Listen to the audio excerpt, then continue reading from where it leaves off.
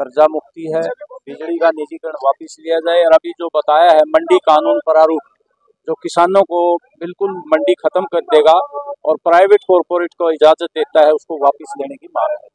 दूसरा, जो भिवानी और दादरी में जो बहुत बड़ा फ्रॉड हुआ है, हम पिछले 1 साल से लगे हुए हैं, विभिन्न संगठन 1 साल से लगे हुए हैं कि इसकी जांच कराई जाए। ये बड़े अधिकारी और कुछ राजनीतिक भी शामिल हैं।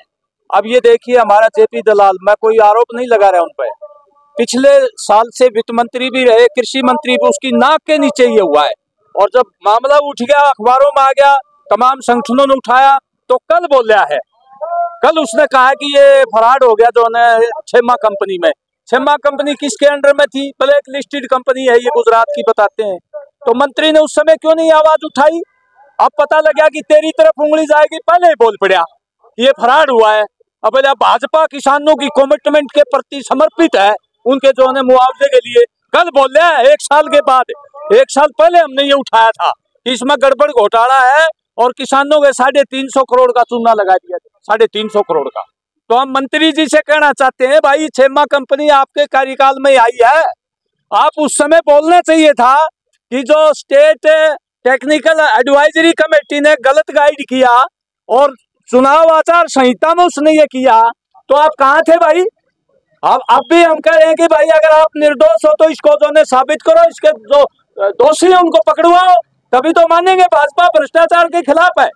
ये बहुत भयंकर जो है किसानों पर हमला बोला है उन्होंने, इसकी पूरी जांच हो, दोषियों को सजा मिले और 350 करोड़ का जो फ्रॉड किया है वो किसानों के खाते में तुरंत डाला जाए। ये हम मांग करते हैं आज के धरने में, और मुख्यमंत्री को लेटर भी लिख रहे हैं, पहले भी लेटर लिखे।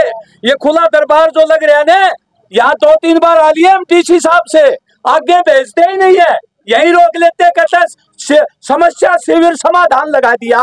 अरे 350 करोड़ का फ्रॉड कर रखा है किसानों का, आप डेली समस्या समाधान शिविर लगाते हो, कोई इंक्वायरी के लिए लेटर लिखा आज तक तुमने? ये हालत है इन अफसरों की और सरकार की।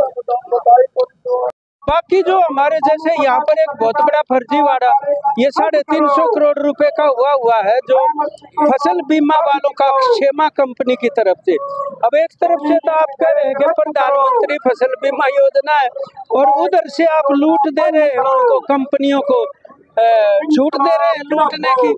तो ये पूरे प्रदेश में जिला स्तर पर किन मांगों को लेकर संयुक्त किसान मोर्चा की तरफ से ये वैसे तो अखिल भारतीय स्तर का आह्वान है, और अलग अलग तारीखों में ये अलग अलग प्रोटेस्ट हो रहे हैं। आपको पता है कि जिस तरीके से हमारी पुरानी जो मांगों के लिए संघर्ष कर रहे थे, और बीच में मोदी सरकार ने जो एक ड्राफ्ट जारी कर दिया प्रारूप, वो कृषि विपणन का राष्ट्रीय प्रारूप कह रहे हैं उसको, और वो इतना खतरनाक है कि हमारा जो मंडी सिस्टम है वही एक तरह से खत्म हो जाएगा। और वो जो प्रारूप जारी किया है उसके अंदर ये लिखा हुआ है कि प्राइवेट मंडियां भी अलाउ की जाएंगी, और उसके अलावा जो प्राइवेट कंपनी होंगी उनको थोक में अनाज या कृषि उत्पाद खरीदने की छूट दी जाएगी, और थोक में ही भंडारण करने की।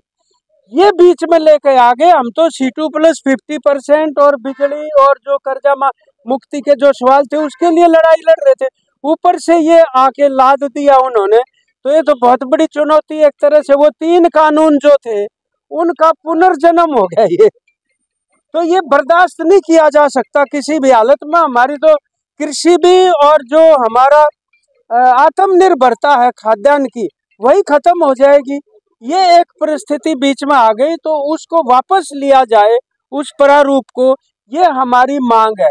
और ऐसा चलते चलते जब पंजाब का एसकेएम 5 तारीख को चंडीगढ़ में धरना देने के लिए जा रहे थे, तो भगवंत मान की सरकार जो एक तरफ तो उस प्रारूप को विधानसभा में रद्द कर चुकी और दूसरी तरफ से किसानों को अरेस्ट कर रही है, तो वो विरोधाभास जो है वो भी एक चिंता का विषय है हम लोगों के लिए।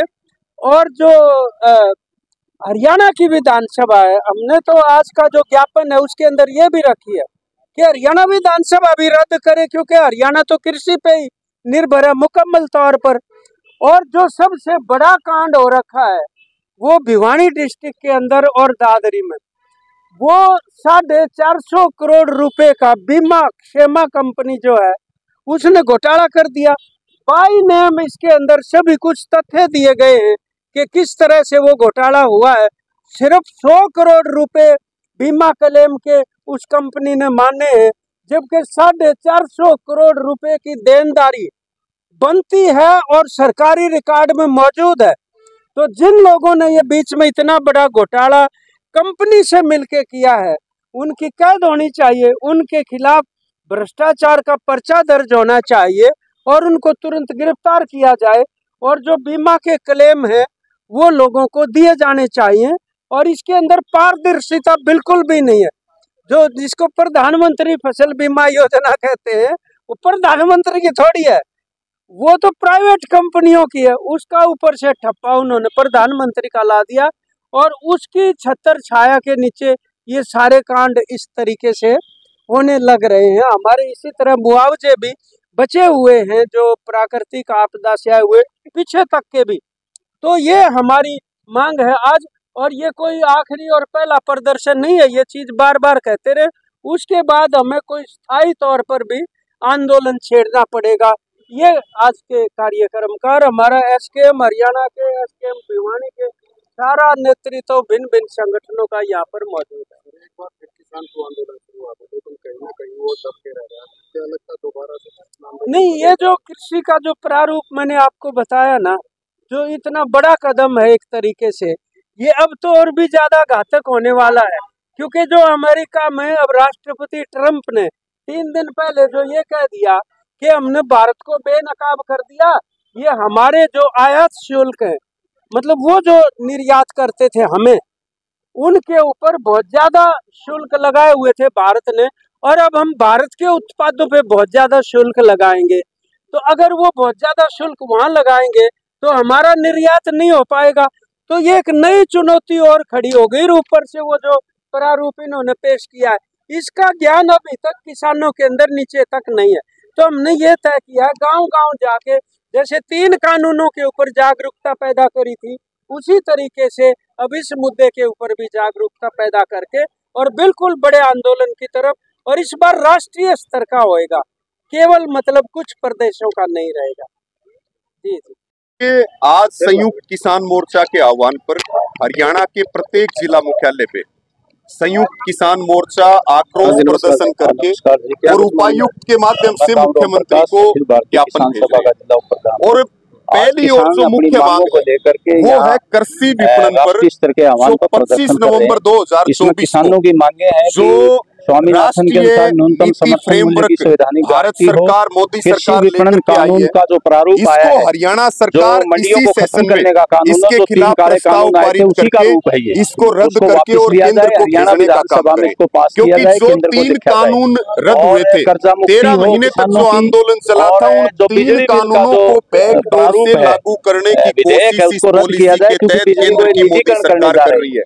पंजाब सरकार ने इस पॉलिसी को रद्द किया, तो हरियाणा सरकार भी इसको रद्द करे और पूरे देश की सरकारों पे संयुक्त किसान मोर्चा राज्य सरकारों पर दबाव बना रहा है कि इस पॉलिसी को वापस लिया जाए। ये मंडियों पे हमला है और खरीद जो है वो बड़े बड़े जो कॉर्पोरेट है उनको देने की तैयारी है। इसके साथ इसमें हमारी तमाम मांगे हैं, चाहे वो कर्जा मुक्ति की हो, चाहे वो स्मार्ट मीटर की हो, चाहे वो सरसों खरीद की हो, चाहे वो आवारा पशुओं की हो, बकाया मुआवजे, बीमा क्लेम, मंत्रिमंडल काल में जो ये फरार किया है, मांगों को लेकर के आज हम ज्ञापन दे रहे हैं। इसके साथ में बड़ा जो मुद्दा है, 300 करोड़ का चूना लगा दिया, बोलना नहीं है 350 करोड़ रुपए बीमा क्लेम बना था। अब भी सुध आई है तो कम से कम जो दोषी लोग हैं उनको सजा मिलनी चाहिए और 350 करोड़ किसानों के खाते में डलने चाहिए। हम ये कहना चाहते हैं। बीमा क्लेम था, लेकिन कृषि मंत्री जो पूर्व है जेपी दलाल, उन्होंने सेमा कंपनी के साथ अधिकारी जो महानिदेशक लेवल के, आईएएस लेवल के जो अधिकारी हैं, उन्होंने साठगांठ करके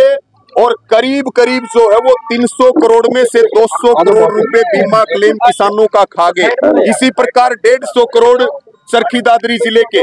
तो हमारी इसमें मांग है कि इसकी उच्च स्तरीय जांच होनी चाहिए और किसानों को जो 200 करोड़ रुपए और 150 करोड़ रुपए चरखी दादरी जिले के वो किसानों को मिलने चाहिए, नहीं तो इसके ऊपर हम आंदोलन करने पर मजबूर होंगे। अगली जो हमारी कार्रवाई है, ये जो हमारा आज प्रदर्शन के बाद में 20 मार्च को कुरुक्षेत्र में जो मुख्यमंत्री नायब सैनिक का आवास है वहां पर हम किसान मजदूर पंचायत करेंगे। पूरे हरियाणा के संगठन और पूरे हरियाणा से बड़ी संख्या में किसान नौजवान हमारी माताएं बहनें खेत मजदूर सब आएंगे। आगे की रणनीति वहीं पर बैठ करके तैयार की जाएगी, वो भी एक बड़ा कार्यक्रम रहेगा।